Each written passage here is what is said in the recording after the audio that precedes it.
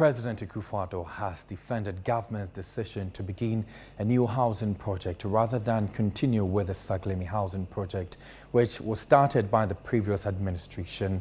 Works on the Saglemi housing project, which began in 2012, has stalled after government says that the project was not in the best interest of Ghanaians. Speaking after the sword-cutting ceremony in Accra for works to begin on the National Affordable Housing Project, which will see to the construction of some 80,000 units with the support of the private sector, President Akufo-Addo says the government would have incurred more debt in an attempt to complete the Saglemi housing project. Citi News' Samiria Faye has the rest of the story.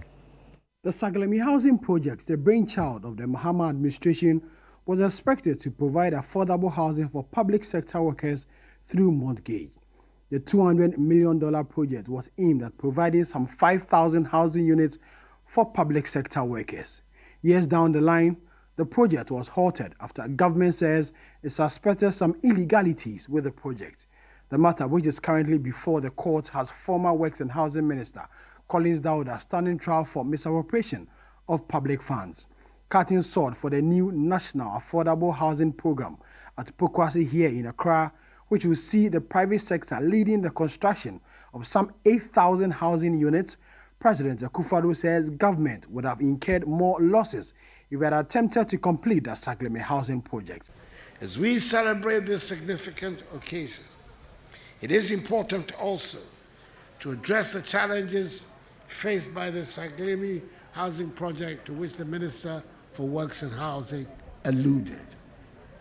We are aware of the delays and setbacks encountered during the execution of this project.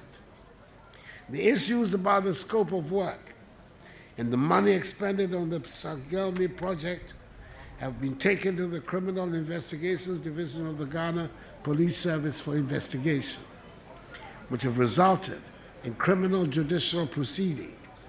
However, in the meantime, to forestall the project from deteriorating, the Ministry of Works and Housing has actively engaged government, cabinet, the Ministry of Finance, and the Office of the Attorney General on the completion of the project.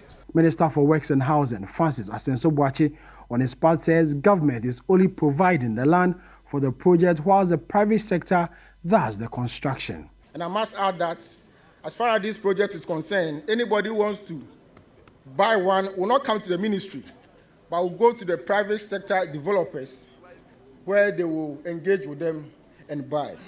Government role here is to facilitate, provide a framework, assist, and inspire. On the demand side, the government, through the National Home Ownership Fund, under the Ministry of Finance, will provide subsidized mortgages for some of the completed housing projects. And on this, my colleague, Honorable Amin Nante Adam, has dealt with it extensively. Additionally, the Ministry of Works and Housing, along with developers, have extensively engaged the various trade unions who have agreed to purchase the housing units. This strategic collaboration will help to ensure a steady demand for the housing units, which will contribute to the overall success of the program. Project coordinator Frank Taki says a total of 14 months will be used to complete the project.